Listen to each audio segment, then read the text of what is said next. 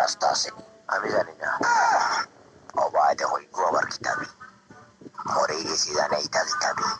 আজ তাকে মানুষ বলায় আমরা শেষ করে লিছেন একবারে দেখিস পুরা বিনগুলোর বাইক আমায় ইসলাই না কিটা ফেটো দেখি তুই